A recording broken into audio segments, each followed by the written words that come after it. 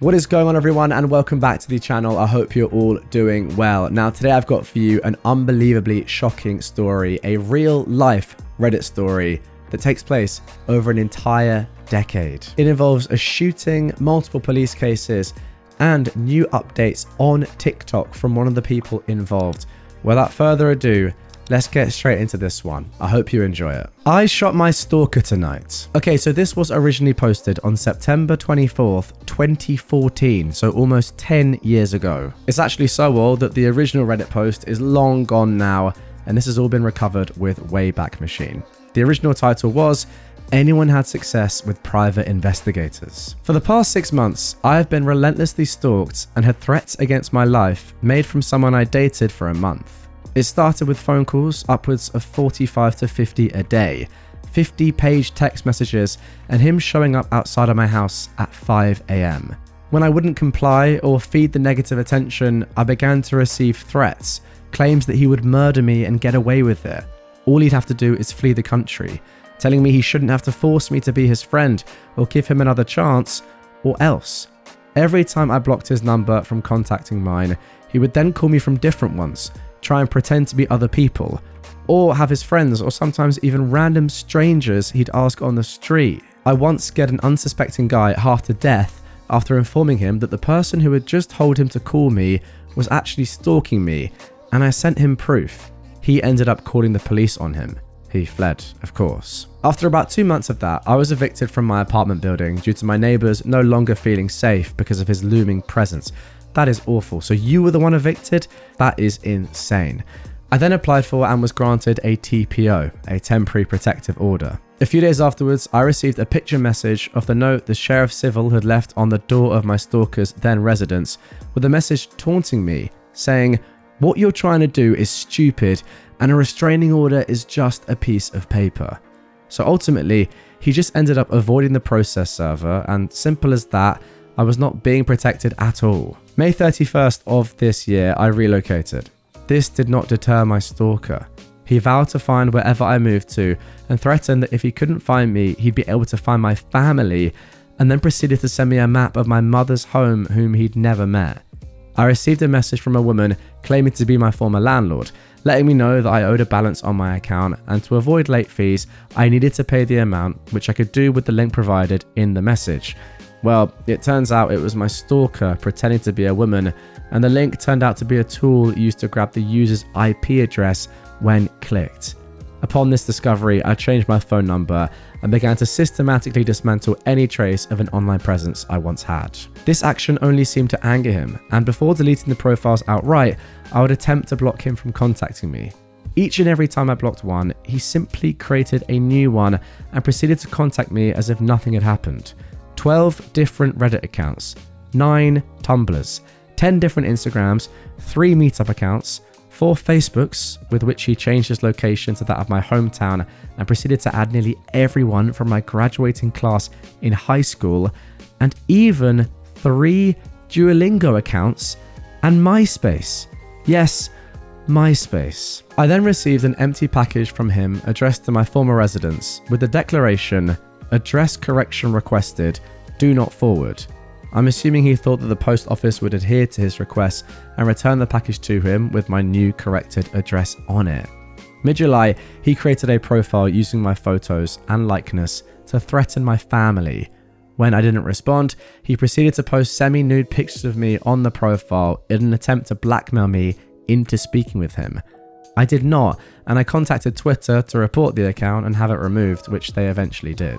On the 21st of August 2014, I woke at around 8 PM to vigorous knocking and ringing of my doorbell. I look at my window to see who it is, and I was horrified to see my stalker there. I called the police, and of course he fled once again. Over 7 separate police reports were filed. This incident was followed by threatening emails from my stalker demanding that I meet him somewhere, or because he'd found me, that next time I would, quote, "wake up to gunshots," and that if I didn't, he would first, quote, "taser you and R-word you in the butt using your boyfriend's blood as lube." This past Sunday night, I woke up at 6:45 AM to the ringing and banging again. I proceeded to record him on video while I was on the phone with the police. He fled on foot once again, and I was hit with the same hoopla from law enforcement. Well, we can't really do much because technically at this point he's not doing anything wrong. Well then why does he flee, I wonder? I obtained a TPO again, but I have no solid address for this dangerous person, which is why I'm in dire need of a private investigator to assist with finding said residence so this person can be served. I hope you might be able to refer me to someone who might be able to assist me. I've developed insomnia, depression, anxiety, and paranoia. I'm completely isolated. I'm 22 years old and I have no social life anymore. I have 0 friends. I've become a shell of my former self. I faced eviction and lost a job because of this man's behaviour, and I don't know how much longer I can survive. There's actually so much more filler trash that he's done to terrorise me, but for the sake of this already lengthy post, I tried to condense it. I have the proof in the form of recordings, event diaries, and copies of all of his threats, interactions and attempts to communicate, and I'd be more than willing to email them to show I'm not lying. I'm in LV if that helps at all. Okay, that is it for the original post. First of all, let's just get into some comments down below. Somebody said, "Can you post the video?" OP replied, "Yes, but I'm on the phone with the police during the video. I'm not 100% sure how to blur out certain information like my address and phone number from the audio in the video." And then, 3 days later, someone commented on the post, "Dang, I remember talking to an old friend of mine from Vegas who was saying she'll get a CCW soon. I kind of think I should forward this to her. Soon just doesn't seem soon enough." CCW, of course, standing for a concealed carry weapon. Now, OP replied to this saying, "Do it. My gun saved my life." Let's just get straight into the update now. This one was posted just 2 days after the original post, 1 day before that comment I just read out was left on Reddit in response to that other Redditor. This one as well was deleted a long time ago and has been recovered with IMGA. Here we go, let's get into it. Now, if you are watching this on YouTube, you can see right now the photo that the original poster has linked on Reddit. I guess this is now on IMGA, but yeah, the photo is still here. I'll briefly describe to the best of my ability what is going on in this photo, just for those of you that might be listening on podcast platforms. So what it is, it's a picture of a door that is ajar, and there's black marking along a lot of it, and 2 arrows, pink arrows, I think pointing towards what must be bullet holes. And yeah, that's it. I don't really understand what the black marking is for. It's sort of around the doorknob and the lock and higher up. But the arrows to the bullet holes are pretty self-explanatory. The arrows, by the way, are literally on the door they're stuck on. I presume they are from crime scene units pointing to the bullet holes. Anyway, OP left this description underneath the post. "I'm writing this staring at the mess the police left for me, in a bit of a fog. After 6 months of stalking and threats against my life, my stalker finally snapped and decided to kick my door in and make good on his promise. Out of fear, the past month I'd begun sleeping with a chair propped against my front door to give myself a few extra precious seconds in case of an emergency." That's the one thing I actually didn't describe from the photo. There is a chair just slightly to the side now of the slightly ajar door. I shudder to think how differently things might have turned out had I not barricaded the door. I awoke at around 1:15 AM to the sound of the door giving way after one kick, followed by the sounds of my stalker struggling to dislodge the chair while forcing his way inside. I jumped up and grabbed the gun I've learned to do everything with, even shower. I stood at the top of my stairs and fired twice, hitting him in the chest. I hear his scream, his disbelief that I'd stood up for myself. 0 to 100 in milliseconds. I've never been so afraid in my life. I do not know if he is living, but I do know the police have him, and that's what helps the most. For months of him evading the police, I began to question whether he was unstoppable, untraceable. Houdini, would he murder me and get away with it? As of now, I'm in a haze of guilt, surprise, relief, and disbelief. I shook as the canines dragged him out from his hiding place under a bush. I survived where so many people do not. Holy heck, I survived. Oh my goodness me. I will just say one more thing, just going back to the photo. I'm not 100% sure those are bullet wounds, to be honest, but there are arrows pointing to them, and I'm not actually sure what else they could be. But yeah, I guess maybe we'll find out in a bit. All right, the next thing I'm going to show you guys is a news article. This was posted on October the 2nd, 2014. which pretty much explains what went on. It's on the website Fox 2 Now. Titled, "Woman Shoots Stalker After He Kicks in Her Door." Quote, "I stood up for myself." A woman shot her stalker after he kicked in her back door, the article says. She'd been living in fear, showering with a gun and propping a chair up against her door for just this sort of situation. Her post to Reddit made the story go viral. She writes, "I'm writing this staring at the mess the police left for me in a bit of a fog. After 6 months of stalking and threats against my life, my stalker finally snapped and decided to kick my door in and make good on his promise. Out of fear, the past month I've begun sleeping with a chair propped against my door to give myself a few extra precious seconds in case of emergency. I shudder to think how differently things might have turned out had I not barricaded the door." Police say former boyfriend Douglas Eugene Jackson, 22, kicked in her door at around 1 a.m. last Friday. Again then, OP continues to explain what she already explained in the Reddit post. KVVU TV reports that Jackson left the scene and tried to hide in some bushes. Police dogs quickly found the stalker. He was treated for his injuries at University Medical Center of Southern Nevada. Jackson now faces charges of home invasion and aggravated stalking. The victim does not wish to be identified. She saved many threatening texts and social media posts from her stalker. She says he forced her to move, obtain a restraining order, and acquire a license to carry a concealed weapon. The victim also followed up with this note: "The outpouring of support is wild. I can't thank you guys enough. Everyone can be a critic, and the fact still remains, you don't know what you would do in a situation until it's presented in front of you. Those who believe there was other things to be done have never had someone tell you that you no longer deserve to draw breath and mean it. And for the, quote, should have fired a warning shot, folks, there are no warning shots. A gun is a deadly force. You only pull that trigger if you're in fear for your life and all other methods of deterring are gone. When he kicked my door in, there was no longer a deterrent preventing harm. Warning shots are dangerous and could hurt the unintended.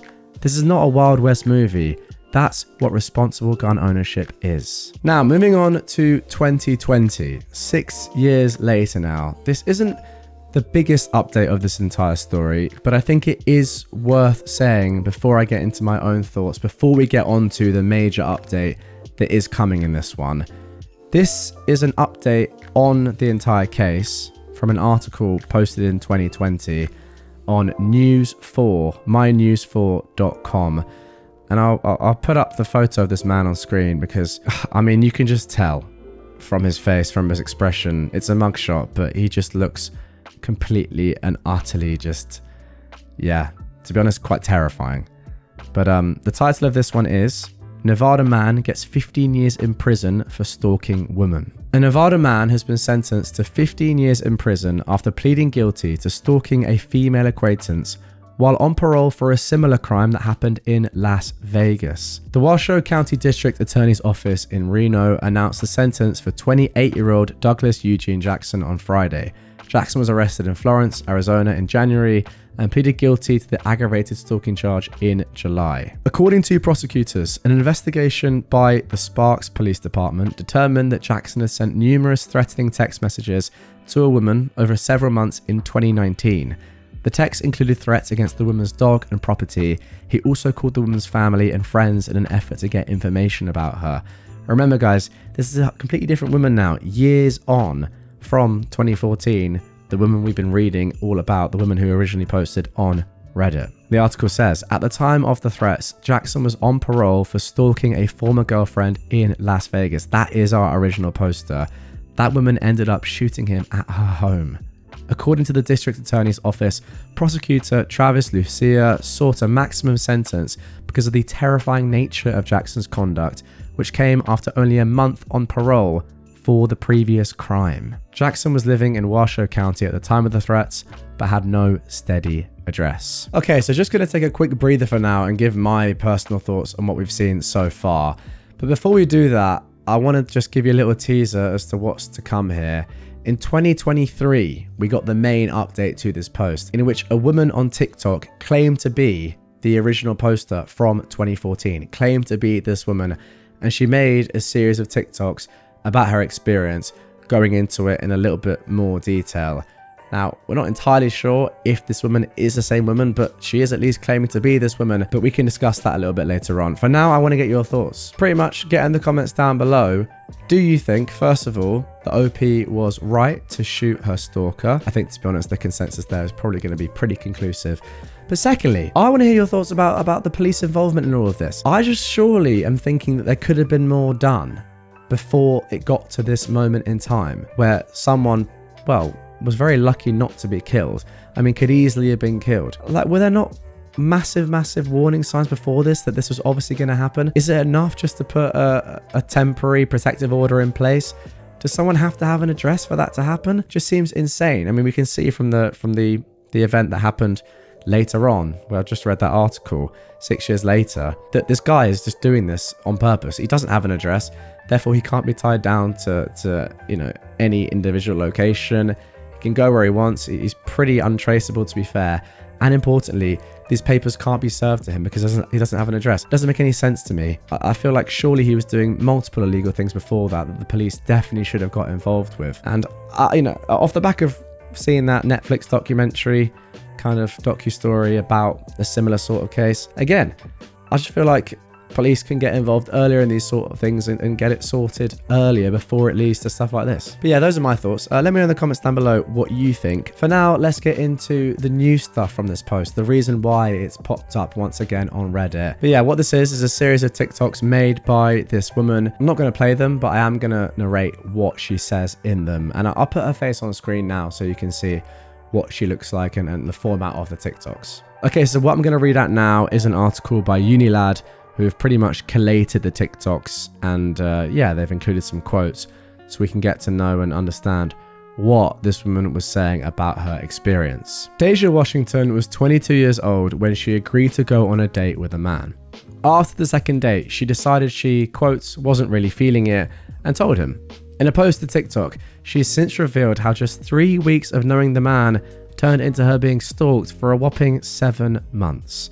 In a video uploaded to her TikTok, which is LucyAriaRose Does It, she says she had a lot of other stuff going on at the time and explained this to her date, who said it was okay. Washington walked away from the connection thinking that everything was fine, but a month and a half later and the date had very much changed his tune. Washington's date later decided that everything was not fine and began messaging her hundreds of times a day. He argued he was a good man and deserved a chance. Deja says, at first I blew it off and I was kind of annoyed. I was like, who do you think you are? But then it started to get really scary really quickly. He started sending me pictures of the outside of my house, telling me that he was planning a raid. Washington received messages and calls from the man for over a month and started filing police reports. The man taking pictures of her doing so and of her talking to the police. Washington explains he'd even talked to strangers and her neighbors, so she couldn't trust anybody. She eventually had to move out of her apartment because the restraining order truly is just a piece of paper, left unable to sleep as he threatened he was outside and planning to break in. Oh my god, I mean, the terror of that is just insane. She claims she went to the police 5-10 times and filed like 10 police reports, but says she was told there wasn't anything they could do as he hadn't, quote, hurt her. Okay, that is some indication into what is going on with the police. She eventually moved house, but her stalker posed as her former landlord, used packages and social media to try and track her down. The man threatened to kill her and said he, quote, knew he was going to get away with it because he was a white man and she was a black woman. Washington was later assigned a detective to her case, but the first time she met him, she says he revealed he'd met her stalker, who seemed like a nice guy, suggesting it could be a misunderstanding. Deja says, I knew in that moment this man was going to kill me and he was going to get away with it. Washington's stalker changed phone numbers and even used Duolingo to try and contact her, and it was when Washington registered to vote that he finally found her address. She resolved to buy a firearm, despite being very anti-guns after her parents were shot when she was younger. Goodness me. The man kept demanding they meet, threatening that if she didn't, he would, quote, grate her and use her blood as lube, and frequently turned up at her door, dodging police. But suddenly, he went completely quiet. In September, he came for her, kicking her door in. Deja says, I remember just grabbing my firearm off the table, and I wasn't angry, I wasn't upset. I had just made a decision that either it's him or me, and I choose me, and I shot him. The police later found Washington's stalker, his injuries leaving him unable to run, and he was sentenced to jail. Washington went on to work at a gun range and took part in Refuse to Be a Victim courses to help other women feel empowered to protect themselves. She now works at a big tech company and never takes any moment of life for granted. Washington's stalker, Douglas Eugene Jackson, was sentenced to 15 years in prison in 2020. So there we go. That is the end of the story. Wow. I mean, just absolutely incredible. I'll tell you guys a little bit about something that happened to me. It's not at all similar to this, really, but I can kind of at least sympathize slightly. I don't want to like take the mick here by saying that it's anything like what happened to Deja here, but I can kind of get a little bit of an indication into the horrible feeling that it causes. Before I talk about that, first of all, if you would like to go and watch Deja's video in full, it's about 10 minutes on TikTok, so you know you can really hear it from her. I'll left a link to that down below in the description. But yeah, first of all, some of you guys might have seen that I posted a video actually, probably about last year, roughly now. In fact, it was roughly last year. I'll put the thumbnail on screen and I'll also link it down below, where our flat where I was living last year was attempted to be broken into. That was a very crazy experience. Not stalkers, but in a similar sort of vein, we had people trying to kick the door down. And then secondly, something else that happened, which I don't think I've actually ever talked about on YouTube or anywhere before, was that multiple years ago now, I think bordering on 5 years ago, I want to say, maybe the back end of 2019, when my Discord was just a much bigger thing, at least for me personally. I had some like random, I don't know who it was, a random couple of guys, like some group of people. I don't know anything about them. Could have been young, could have been old. I imagine they were just ratty little teenagers in their bedroom, but who knows? Send me photos of my house that they managed to find, like actual photos of my house from Google Earth, Google Images, saying threatening stuff to me. And that was a little bit concerning. And I actually never told my family about that because I don't really want them to know about that, to be honest. So family, if you're listening, yeah, just ignore that last bit. Ultimately, me knowing how the internet works, it wasn't that concerning. I know that it's extremely easy to find a picture of someone's house, especially if they have a company. If you know, you know. It's very easy to find a picture of someone's house if their address is linked to them in any sort of way, which mine obviously is. This is my family home. I don't really care about that anymore, but back then it was a little bit concerning. So yeah, those two things give me some sort of insight, I guess, into how this all must have been for Deja. And to be fair, I'm probably being a little bit unfair on myself. The thing I've talked about the first time, people breaking into my house, I did feel like potentially my life was at risk because I had no idea who these people were. But like the months and months of torment, of not being able to sleep, just the insomnia, the depression, the panic, it's just yeah, that's unfathomable to me.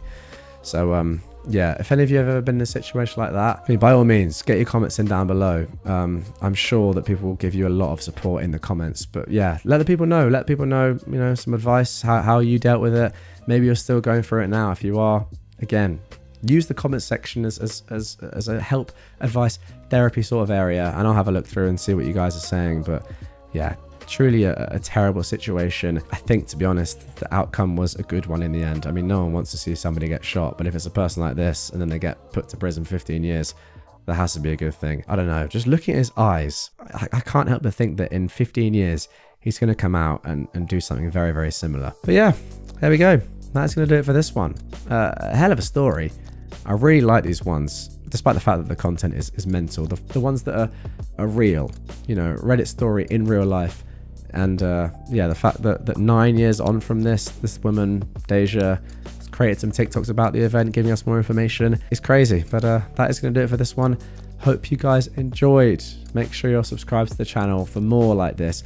And let me know your thoughts as well in the comments down below on this style of episode. A little bit different to what I usually do, but yeah, a mad one.